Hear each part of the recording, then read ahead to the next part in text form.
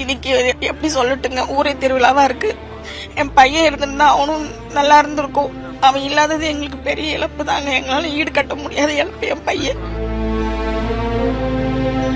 ரொம்ப கஷ்டம். அப்பா இல்ல, அவன் கஷ்டத்துலயே அவன் தான் தங்கச்சிக்கு கல்யாணம் பண்ணி வச்சான்.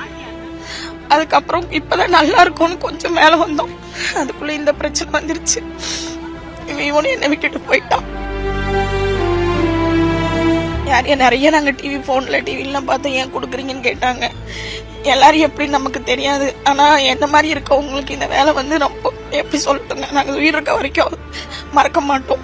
எங்க பையன் இல்லைனாலும் இன்னைக்கு அவர் வந்து எங்களை பாக்குறாரு, எங்க குடும்பத்தை பாத்துக்கிறாரு.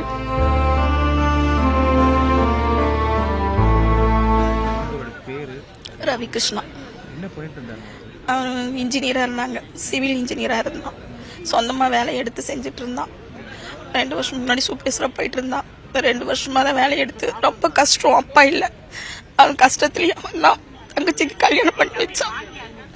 அதுக்கப்புறம் இப்பதான் நல்லா இருக்கும்னு கொஞ்சம் மேல வந்தோம். அதுக்குள்ள இந்த பிரச்சனை வந்துருச்சு. இதுல இருந்து இன்னும் நாங்க வெளியே வரல. வேலைக்கு போறோம், வெளியே பாக்குறவங்களுக்கு வெளியே போறோம் வரோம், அவ்வளவுதான். மத்தபடி எங்க பையன் வெளியூர் போயிருக்கான் அப்படின்னு நினைச்சுதான் இருக்கோம். நாங்க வந்து இன்னும் அவன் இல்லைன்னு நாங்க நினைக்கல. வருவான்.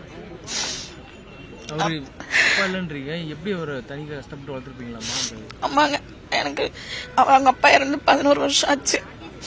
கஷ்டப்பட்டு தாங்க வளர்த்தணும். நானும் டெம்பரரியா வேலைக்கு போறேங்க, ஆரம்ப சுகாதார நிலையத்துல. அந்த வேலைக்கு போயிட்டு நான் 5000 எனக்கு சம்பளம். அவன் படிச்சு பாதியில் நிறுத்திட்டு தாங்க வேலைக்கு போனான்.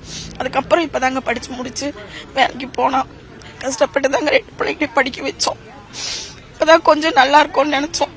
அதுக்குள்ள இந்த பிரச்சனை. இவனும் என்னை விட்டுட்டு போயிட்டான். இந்த பிள்ளைக்கோசரம் இருக்கணும் அப்படின்னு இருக்கிறேங்க. எனக்கு ஒரே பையன் தாங்க. எங்க குடும்பத்துக்கே ஒருத்தர் தான் பையன்.